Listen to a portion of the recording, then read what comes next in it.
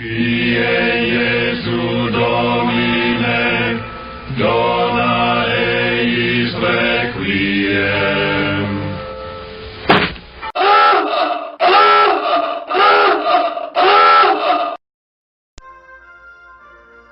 Good morning, and you heard the warning sirens.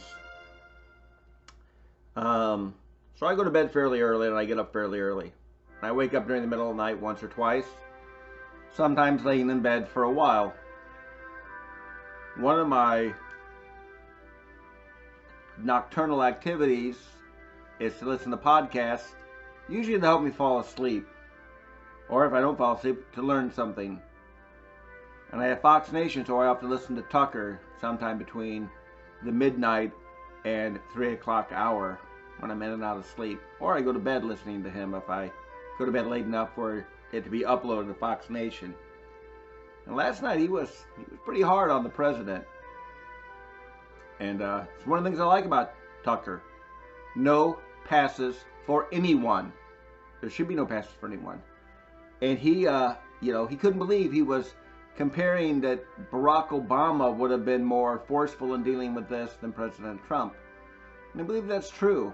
And I think here's why. I think President Trump, for all of his impulsivity as a New York businessman and a blunderbuss, is also smart enough to know that if he deployed, the armed forces, which you're not supposed to anyway as a president. We're not supposed to use our own nation, our own troops against our citizenry. They're waiting to say, see here, look, he is a dictator waiting to happen. So I think he's playing his cards right. And he knows the tide is going to work against the left, especially all their Democratic enablers and all these people rioting and looting and burning and vandalizing. The American public will grow tired of it. And I expect President Trump to say, I promise you justice against all these people. When I am reelected, the FBI, local law enforcement agencies will work together to put all these people behind bars. And then you know what I say? Turn Seattle into a prison state, a city. Just put a wall around Seattle and drop everybody in there and let them live the way they want as a bunch of animals. I don't honestly believe that. But hey, you want Chaosville? Give them Chaosville. But don't support it. No electricity, no water. They take care of their own stuff, period. If they can't take care of their own stuff, tough rocks. But I think Tucker was on fire, man. He said Republicans have let down their constituency, and they're right. I despise both political parties for the most part. That is why I voted for Trump and will happily vote for him again if between now and 2024 both political parties went up in flames. I'd be happy. And then just let's blow away the smoke and let's have the Marxist Party of America, which used to be known as the Democrats, and the Constitutional Party of America, which would be the people that are left after the Republic that are willing to stand up and defend her. And then let's have the, big, vast, I call them degassers, don't give a shitters. They get their own party. And you know what their own party is? Their party is to have to live with the consequences that happen between the other two, arguing it out.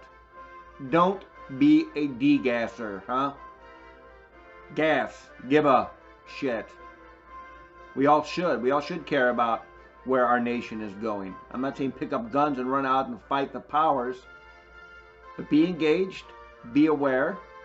And pray for conversion. We want people on the left to wake up and come to the center. And we want people in the center to wake up and become maybe a little more on the right. That's what I long for. I don't ever preach it from the pulpit, nor will I. I put it on these little 5-minute videos with a warning label. Why? Because here's why people on the right don't act right now. Because they're waiting to be canceled. They're waiting to be vilified publicly. They're waiting for the fear of the media mob or the street mob to show up and demand you hand over person A, B, C, or D because we find them offensive. Because you know what people on the right don't believe? That anybody in authority has their back. What do people on the left know? People on the left know they got a freaking army behind them in the media, in entertainment, in big tech. And, oh, there's the crickets. You probably can't hear them because they're a little too low. Because we turned down the ringer overnight. But we're going to go past the crickets just a little bit. But the left has all kinds of people to honor them. George Floyd is not a saint. The guy is a thug. He had a horrible death by a cop that went overboard in arresting him.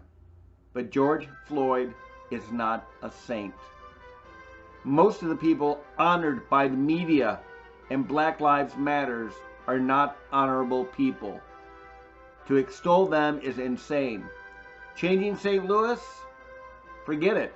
If they actually go that far by some executive order, maybe for the first time in a century, St. Louis will grow a set of balls and push out all the Democrats in power. Don't hold your breath, but it could happen. But it needs for the degassers to get out of their homes and off their comfort and be active. Anyway, you were warned. You didn't like what I said, you shouldn't have listened. But have a nice day and happy feast of the Immaculate Heart of Mary. There may be a nice one coming for Mary. Have a great day, guys.